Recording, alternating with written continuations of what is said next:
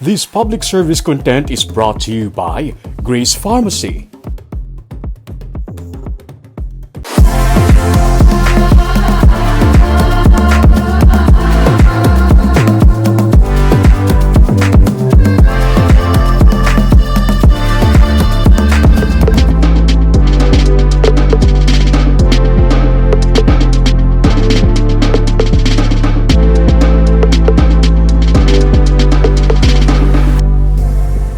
Bisan paralisado, desidido ang 32 anyos nga amay nga makatapos sa eskwela.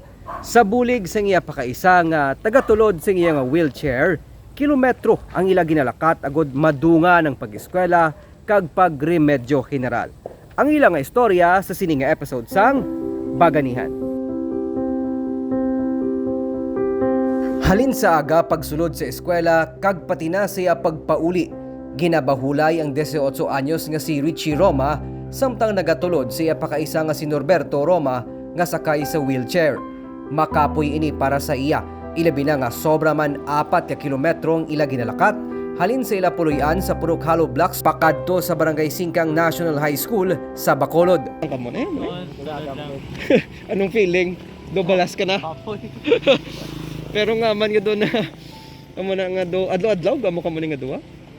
Anong nabatsagan mo yan bis ka na muna kapoy? Ito lang.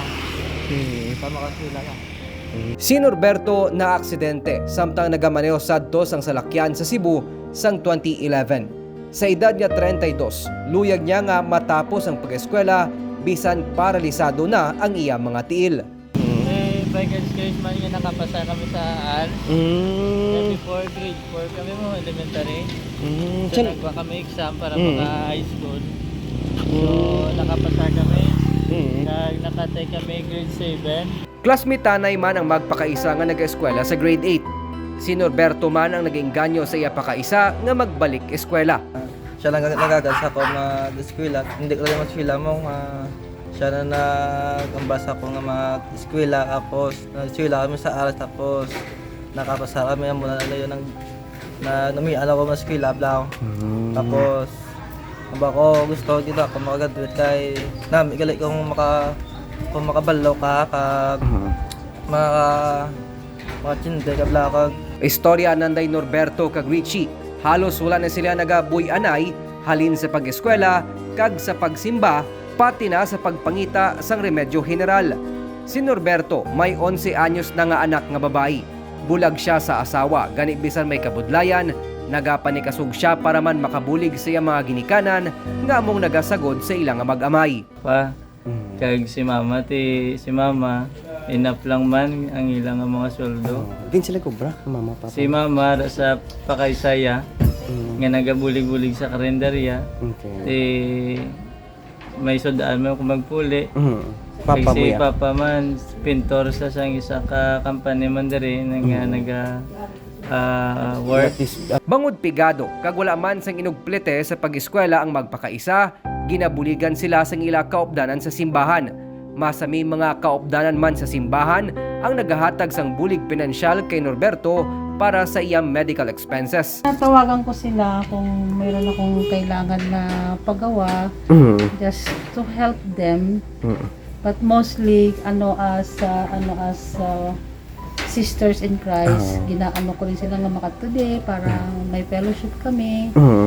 Pero kagaya niyan, kailangan ko ng may maghilamon or something kasi busy ako. Kaya sabi ko, kung wala kayong pasok, kadto lang din sa balay. Kahit paano nakakatulong sa ano. May upod man sa simbahan si Norberto nga among nangita sang pamaagi para may wheelchair siya nga magamit sa pag-eskwela. Handom niya nga mangin isa ka preacher. Kasubong man sini ang luyag sang iya pakaisa nga si Richie. Sabi ko sa baga ni our flesh is weak but my spirit is willing.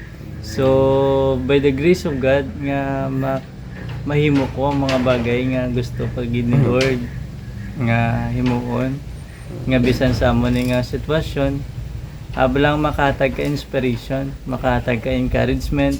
Si Norberto ang labing nga nagapasalamat sa iya pamilya. Ilabi na sa kay Richie nga among nagaalalay sa iya halos kada adlaw. Ablang may courage ka to pursue. Nga may naga-back up sa imo. Nga masabihin nila nga willing gid nga mag-help Oo. sa mga bagay nga gusto mo. Anong ma-experience mo, Permin? No, ya mo na eh. Kay daw, patulok sa mulaw. Pero, alang naman, makamasila lang. Pero nung nabatsagan mo yan, samtang mo na adlaw-adlaw, galakat ka mo, gatod danay ka mo. Ministaran na ako, baka napagpulit ako tulad siya ka. Nagapating magpakaisa nga kasubong nila, madamo pa ang may ginapangatubang man nga kabudlayan kag mga pagtilaw sa kabuhi. Gani luyag nila nga magserbe nga inspirasyon. Yung experience niya is really amazing, very encouraging.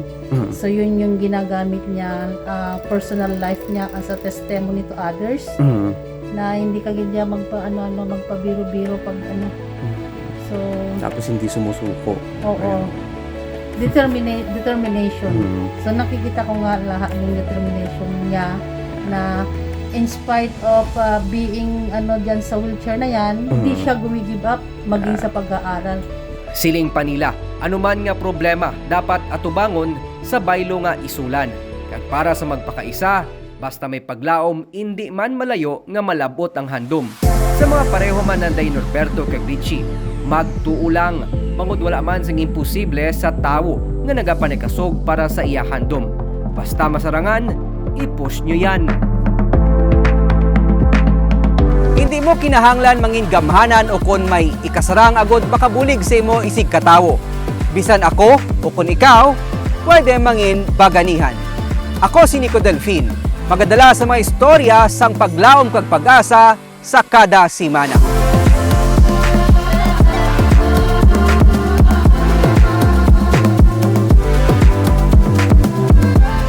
This public service content was brought to you by Grace Pharmacy.